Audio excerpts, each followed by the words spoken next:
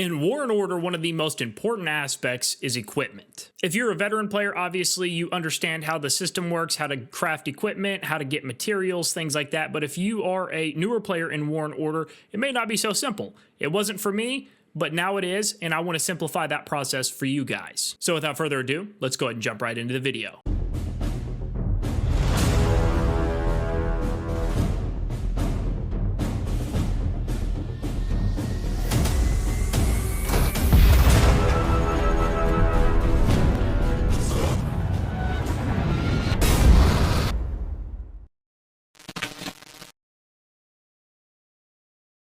Welcome back, guys. Before we jump in and start talking about the equipment aspect of the game and everything that comes along with it, if you guys are interested in downloading and playing War and Order, the download links to the game are in the description of the video, as well as all of the official War and Order social media links. Feel free to check out any of their social media pages, see what you guys think. Like I said, the download links are also in the description if you guys do find it interesting and want to play the game. And thank you to the team at War and Order for sponsoring today's video. All right, so when it comes to equipment in War and Order, you have got 6 pieces of equipment that you can craft, and they're going to be tied to your lord, and they are going to give different buffs and bonuses. And just like any other game, any buffs, any bonuses, anything that you can get that is going to give you an advantage or an edge over your competition, over your enemy in combat, is a must-have, and that is no different with equipment in War and Order. So overall, the equipment and the forging aspect is not that complex, but when you don't really know what you're doing, it can seem very complex, just like it did with me. So I want to kind of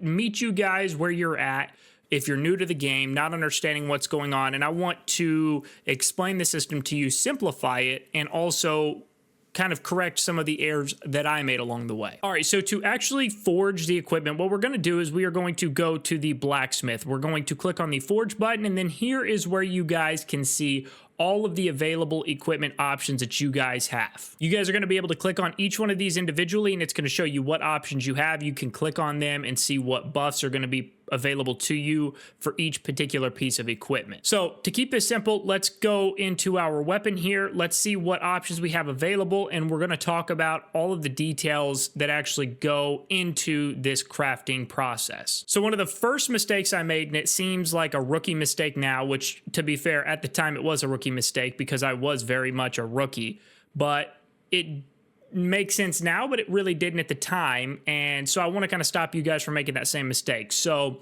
my blacksmith, my building is level 18. And what I was trying to do was forge level 15 equipment right out of the gate. I hadn't even crafted any equipment yet. I wanted to go ahead and just go right to level 15 because if you're not aware, the level of equipment you can craft is in relation to your castle level. So my castle level is level 19, but I can't craft level 20 equipment until my castle and blacksmith are both level 20, and then so on and so forth. So I try to go from no equipment all the way to level 15 equipment, and it wouldn't let me. So what you have to do is you have to start from literally the level 1 piece of equipment. You have to craft that, which isn't any big deal. And then you have to actually go in and then recraft a level 5, and then get rid of that, and then recraft a 10, get rid of that, and then recraft a 15, and so on and so forth. So you can't basically go from 0 to 100 without doing anything else like I try to do. I try to go from nothing all the way to level 15 right out of the gate, and you can't do that. You have to start with the level 1 piece of equipment and work your way all the way up that tier to whatever available equipment you're able to actually make. Now, if you guys want to see the buffs that are available on each piece of equipment to figure out which one makes the most sense for you and what you're trying to do, all you have to do is long press on that piece of equipment. So this iron sword for level 15, for example, is going to give cavalry attack of plus 4%, archer attack of plus 4%, and then army size limit of plus 600.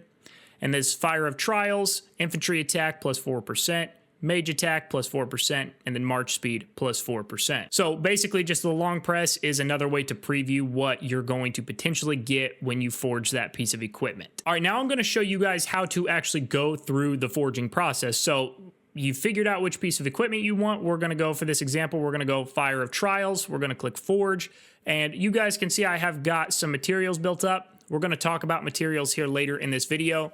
But what you guys are going to have to do is exchange the current piece of equipment that you have got within that same category. In this particular case, it's our weapon. So I'm going to have to exchange my current weapon to forge this new weapon. But what you're going to have to do is actually click on this plus icon, and you guys are going to have to pick a piece of current equipment you've got. It doesn't matter what it is. It can be the current piece that is within the same category, or it can be a different piece within a different category. It doesn't matter. You just have to pick a piece of equipment that you've already got forged, and that is going to be essentially what you sacrifice. Now, what I would suggest is sacrificing the piece of equipment that is within the same category, because if you sacrifice like a helmet, for example, for a weapon, then yes, you can craft the better weapon, but then you're out a helmet. So you're kind of putting yourself in a hole. Now, there may be times where that isn't applicable, but most of the time, especially in the beginning stages of the game, you're going to want to basically do a one-for-one swap. If you're going to craft a higher level new weapon,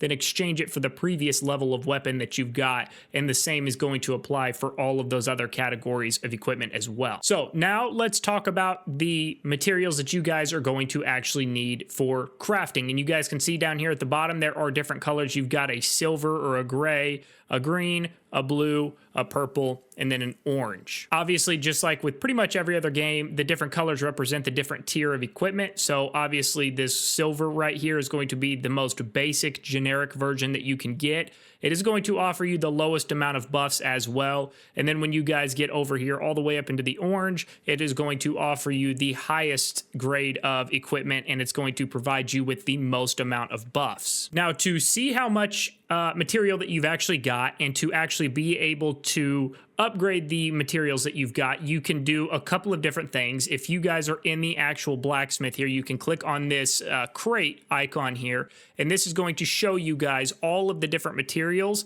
that you guys have got in your inventory. And you can see here it says 5 materials of equal quality can be fused into one material of higher quality. So, for example, once I get a 5th one of these basic gray pieces here, then I can fuse them together and it will give me a green piece. Once I get to 5 of the green, I can fuse it and get to the blue.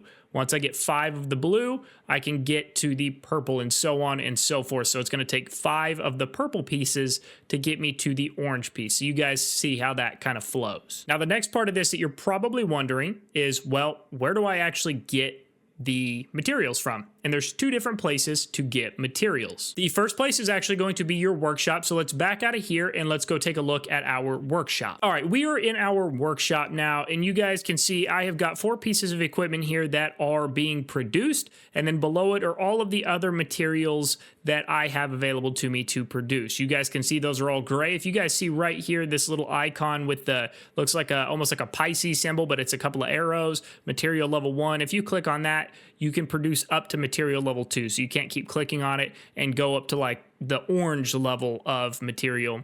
But you guys can produce level 2 material, which is the green material. That's what I do. I always produce the green. It obviously takes a little bit longer to produce, but you know, pick your poison, but I always produce the green. Now, something to note, and I've talked about this briefly in some previous videos that I've done for War and Order, the monthly card adds a ton of benefit to you, and it brings you a ton of value. Now, obviously, if you can't get the monthly card, it is what it is. It's not going to stop you from producing material by any means, but you guys can see here at the top, monthly card is activated. So my production speed is increased by 25%. So that is incredibly helpful. Obviously, it's allowing me to turn out material at a considerably faster rate than if I wouldn't have the monthly card activated. Now let's talk about the second way that you can actually get materials built up here in War and Order. So you guys are going to go down to the bottom of your screen. You're going to click on pack, and then you guys can go to the others tab here, go to items. You've got shop and items. Make sure you're in items, go to other, and then when you have them, you're going to scroll down, and you guys are going to see material chests and then material test superior. So all you have to do is click on it. You can drag it to however many you've got total. There's really no reason to save them. You want to open them up, all of them, so that way you can have all of those in your inventory and then fuse like ones together when you have 5 of them and get that higher grade material. So we're going to use all 20 that we've got. You guys can see what we got out of there. Now let's go ahead and do it again for the superior version of this. We've got 15 of those. So you guys can see we got a pretty good haul there. Now let's back out. Let's go back into our storage and let's see if there's anything that we can fuse together. All right, so we were back in our storage and you guys can see we have some we can fuse together. So we're gonna do this as an example for you guys. I've got 6 of the basic gray version.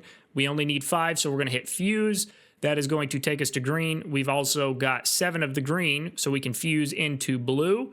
And then now we've got 5 of the blue. We're going to fuse that into purple. And so you guys can see how that process works. It's very similar. Same thing, fuse it here. Now we've got 5 green. We're going to fuse it. Now we've got 2 blue. So you guys see how that process works. It's very, very easy. It's relatively easy to build up material. Again, those material crates are super, super valuable and helpful to you. Make sure you guys get those and use those. And then, of course, just producing them obviously takes time, but overall the process is very, very easy. All right, guys, that is going to wrap us up for the video. I hope this helped kind of clarify and clean up any questions that you guys might have or have had regarding forging equipment, how to get materials, any of the above. Again, it seems basic now because I've started to really learn the game. But when I first started out, it really was pretty confusing, to be honest with you. And so I want to make sure I kind of bridge that gap for any new players coming into War and Order. Again, just a reminder, if you guys are interested in downloading and playing War and Order, the link to the download is going to be in the description of the video, as well as links to all of the official War and Order social media pages. Thank you again to the War and Order team for sponsoring today's video. Thank you guys for hanging out with me on the video, and we'll catch you guys on the next one.